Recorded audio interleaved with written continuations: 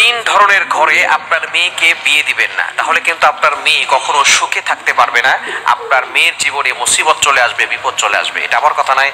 হযরতে আলী রাদিয়াল্লাহু তাআলা আনহুর কাছে এক ধনী ব্যক্তি এসে তার মেয়ে সম্পর্কে জিজ্ঞেস করেছে, হে আলী, কোন ঘরে আমার মেয়েকে বিয়ে দিলে আমার মেয়েটা শান্তিতে থাকতে পারবে? যে ঘরে শান্তিতে থাকতে পারবে তুমি আমাকে একটু বলো, আমি আমার মেয়েটাকে এমন জায়গায় বিয়ে দিতে চাই। হযরত আলী রাদিয়াল্লাহু তাআলা আনহু তখন তাকে সতর্কবার্তা দিয়েছেন এবং বলে দিয়েছেন, এই তিন ধরনের ঘরে তোমার মেয়েকে কখনো বিয়ে দিবে না, তাহলে কিন্তু তোমার মেয়ে কখনো শান্তিতে থাকতে পারবে না।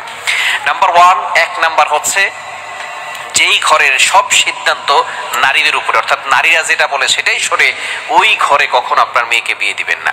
যেই ঘরের ভিতরে নারীদের কর্তৃত্ব থাকে, নারীদের সব দায়িত্ব থাকে, সেই ঘরে বিয়ে দিবেন না। কেননা পুরুষদেরকে আল্লাহ পাক রব্বুল আলামিন কর্তৃত্ব দিয়েছেন। যেই ঘরের কর্তৃত্বটা নারীরা নিয়ে নিবে, সব কথা নারীদের কথা অনুযায়ী সেই ঘর চলবে, সেই ঘরের ভিতরে একটু সমস্যা থাকবে।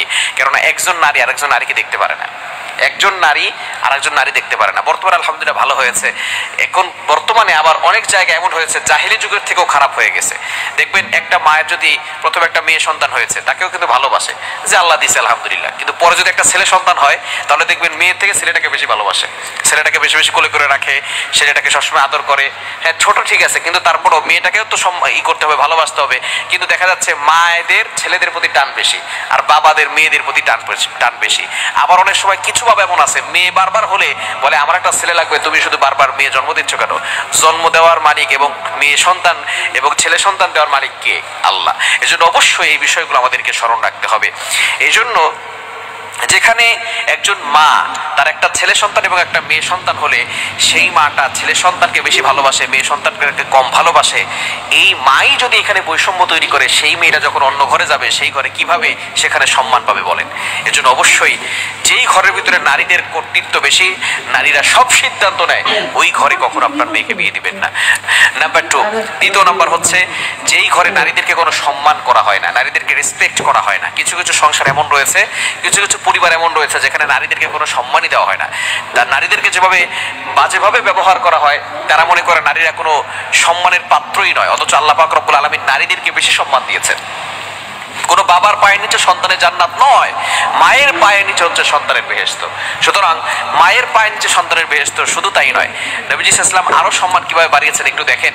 যদি কারো একটা ছেলে সন্তান হয়, তাকে জান্নাতের গ্যারান্টি নবী সাল্লাল্লাহু আলাইহি ওয়াসাল্লাম দেন নাই। তবে নবী সাল্লাল্লাহু আলাইহি ওয়াসাল্লাম বলেছেন, যদি কারো একটা কন্যা সন্তান হয়, তাহলে সে একটা জান্নাতের অধিকারী। যদি কারো দুইটা কন্যা সন্তান হয়, দুইটা জান্নাতের অধিকারী। যদি কারো তিনটা সন্তান হয়, কন্যা সন্তান, তাহলে সে তিনটা জান্নাতের অধিকারী। তবে অবশ্যই তাকে সঠিক পথে পরিচালনা করতে হবে, তাকে পর্দার ভিতরে রাখতে হবে, তাহলে সে জান্নাতের মালিক হতে পারবে। এখন চিন্তা করে দেখেন, নারীদের সম্মানকে আল্লাহ কমিয়েছেন নাকি বাড়িয়েছেন? কিন্তু বর্তমান যুগের নারীরা বলে আমাদেরকে সমান অধিকার দিতে হবে। কি একটা অবস্থা দেখেন, যেখানে আল্লাহ তাআলা নারীদেরকে সম্মান বেশি দিয়েছেন, সেখানে তারা বলে আমাদেরকে সম্মান দিতে হবে, সমান অধিকার। এখানে আল্লাহ পাক রব্বুল আলামিন যেই ঘরের ভিতরে নারীদেরকে সম্মান দেওয়া হয় না, সেই ঘরে আপনার কখনো আপনার মেয়েকে বিয়ে দিবেন না, তাহলে আপনার মেয়ে কিন্তু বিপদে পড়ে যাবে। তিন নাম্বার, যেই ঘরের ভিতরে তালাক বেশি হয়, ডিভোর্স বেশি হয়, অর্থাৎ সেই ঘরের যে কর্তৃত্ব, যারা যে সমস্ত পুরুষ আছে তারা বেশি বেশি তালাক দেয়, ছেলের ভাই, ছেলের চাচা, ছেলের বাবা এক একজন মহিলাকে বারবার তালাক দেয়, এই ধরনের ছেলের সাথে কখনো, এই ধরনের পরিবারের সাথে কখনো আপনি আত্মীয়তার সম্পর্ক রাখতে যাবেন না। কেননা কোনো ঘটনাক্রমে যে কোনো সময় আপনার মেয়েটাকেও তালাক দিয়ে দিতে পারে, ডিভোর্স দিয়ে দিতে পারে। এরকম যদি হয়, তাহলে কিন্তু আপনার মেয়ে কঠিন বিপদে পড়ে যাবে। এজন্য এই তিন ধরনের ঘরের সাথে কখনো আত্মীয়তার সম্পর্ক করতে যাবেন না, তাদের সাথে মেয়েকে বিয়ে দিবেন না, তাহলে কিন্তু আপনার মেয়ে অশান্তির ভিতরে পড়ে যাবে। আল্লাহ পাক রব্বুল আলামিন আমাদের সকলকে এগুলো বুঝে তারপরে চলার তৌফিক দান করুন।